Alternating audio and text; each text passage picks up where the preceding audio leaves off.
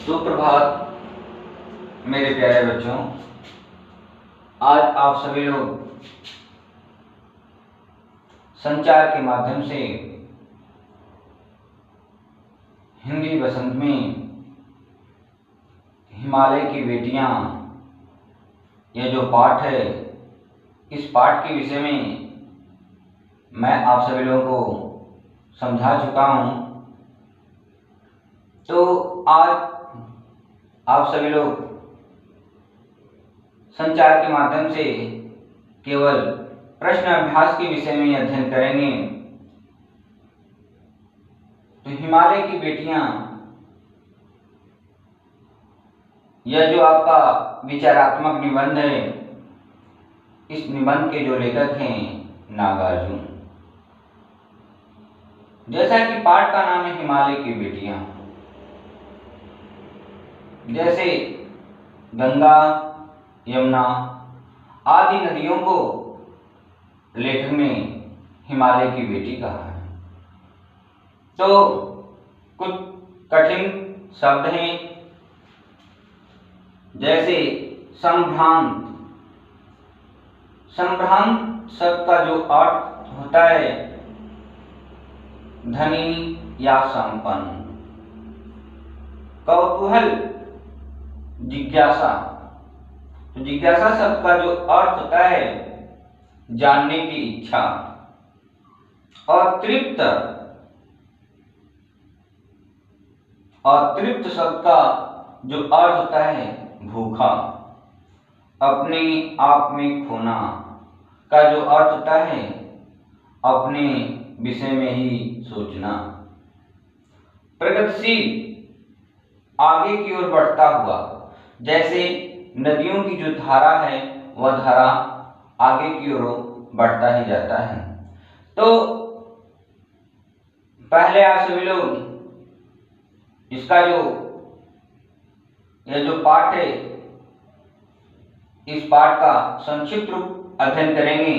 इसके बाद मैं प्रश्न अभ्यास के विषय में आप सभी लोगों को समझाऊंगा। जैसा कि मैंने आप लोगों को कहा कि लेखक ने गंगा, यमुना आदि नदियों को हिमालय की बेटी कहा है। लेखक नागार्जुन ने हिमालय से निकलने वाली नदियों को हिमालय की बेटी कहा है।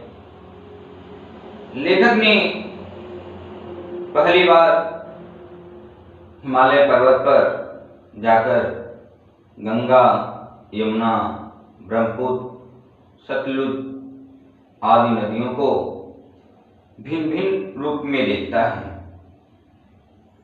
क्योंकि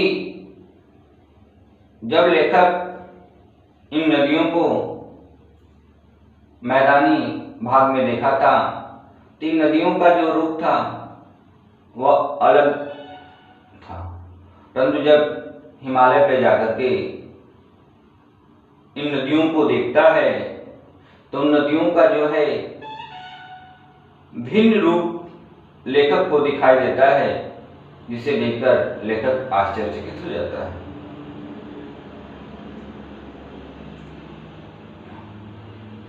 ये नदियां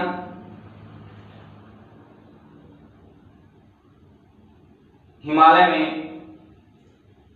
बहुत दुबली पतली नजर आती थीं। पिता हिमालय की गोद में इतना प्यार पाने के बाद भी ये नदियां अपने प्रीतम समूह से मिलने को अनंत दूर चलकर आती हैं। लेखक को यह बात आश्चर्यजनक लगती है। जिस प्रकार से जो नदियां होती हैं वह नदियां अंत में जाकर के वह समुद्र में मिल जाती हैं, तो इसे देखकर लेखक ने समुद्र और हिमालय के बीच ससुर और दामाद का रिश्ता स्थापित किया है। तो आइए इस पाठ का जो प्रश्न अभ्यास है उस प्रश्न अभ्यास के विषय में अब आप सभी लोग अध्ययन करेंगे, क्योंकि इस पाठ के विषय में आप सभी लोगों को समझा चुका हूं। केवल संचार के माध्यम से मैंने इस पाठ का जो संक्षिप्त रूप है उसके विषय में आप सभी लोगों को बताया। प्रश्न अभ्यास में आपका पहला प्रश्न है, नदियों को मां मानने की परंपरा हमारे यहाँ काफी पुरानी है, लेकिन लेखक नागार्जुन उन्हें और किन रूपों में देखते हैं। नदियों को मां मानने की परंपरा हमारे यहाँ काफी पुरानी है, लेकिन लेखक नागार्जुन उन्हें बेटी, बहन, प्रेसी, प्रेसी का अर्थ है प्रेमिका, संभ्रांत महिला अर्थात धनी या संपन्न महिला और मां के रूपों में देखते हैं। क्योंकि जैसा कि नदियों का अलग अलग रूप लेखक को देखने को मिलता है। अगला प्रश्न है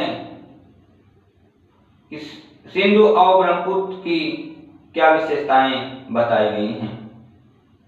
सिंधु और ब्रह्मपुत्र दो ऐसे महानद हैं जिनमें हिमालय की पिघली बर्फ पानी के रूप में एकत्र होकर आगे बढ़ती है।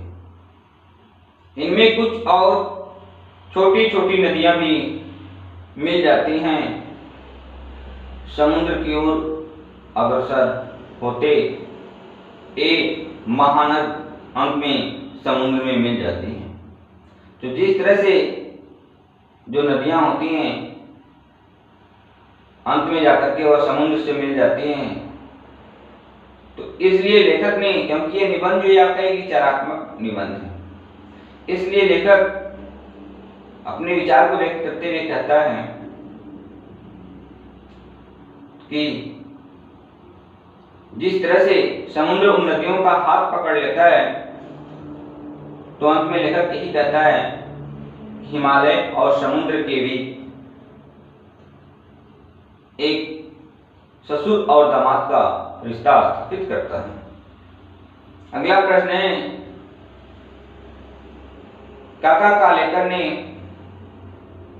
नदियों को लोक माता क्यों कहा है। जैसा कि सामान्य अर्थ में आप समझ सकते हैं कि नदियां जो होती हैं कल्याणकारी एवं पवित्र होती है। उन नदियों में ममता की भावना होती है, परंतु इसका विस्तृत जो रूप है आपको मैं समझा रहा हूं। काका कालेकर ने नदियों को लोक माता कहा है क्योंकि पहला बिंदु है आपका, नदियां अपने अमृत रूपी जल से मनुष्य, पशु, पंछी तथा अन्य जीवों की प्यास बुझाती है।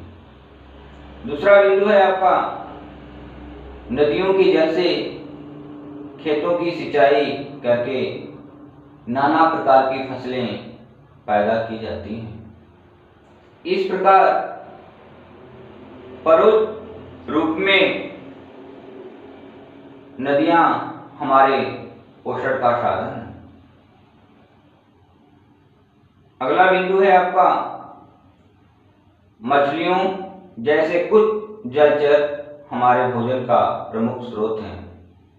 अगला बिंदु है आपका, भारतीय संस्कृति में नदियां कल्याणकारी मानी गई हैं क्योंकि गंगा, यमुना आदि जो नदियां हैं हमारी भारतीय संस्कृति से किसी न किसी रूप में जुड़ी हुई हैं,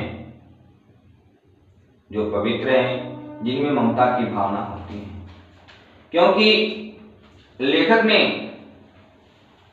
इन नदियों के विषय में कहा है कि जो हमें सुख की अनुभूति, जो हमें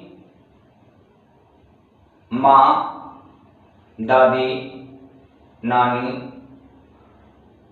आदि के गोद में रह करके जो हमें सुख की अनुभूति होती है, वह सुख की अनुभूति उन नदियों में स्नान करने से, उन नदियों में डुबकी लगाने से होती है। क्योंकि एक तरह से देखा जाए तो इन नदियों में ममता की भावना निहित होती है। आगे है आपका जो आपका प्रश्न है, हिमालय की यात्रा में लेखक ने किन किन की प्रशंसा की है? आपका उत्तर है, हिमालय की यात्रा में लेखक ने गंगा, यमुना, पहाड़ों की घाटियां, विभिन्न प्रकार के पेड़ों आदि की प्रशंसा की है। तो इस तरह से हिमालय की बेटियां जो आपका विचारात्मक निबंध है, जिसके लेखक हैं नागार्जुन, इस पाठ का जो प्रश्न अभ्यास है आज आप सभी लोगों का समाप्त हुआ।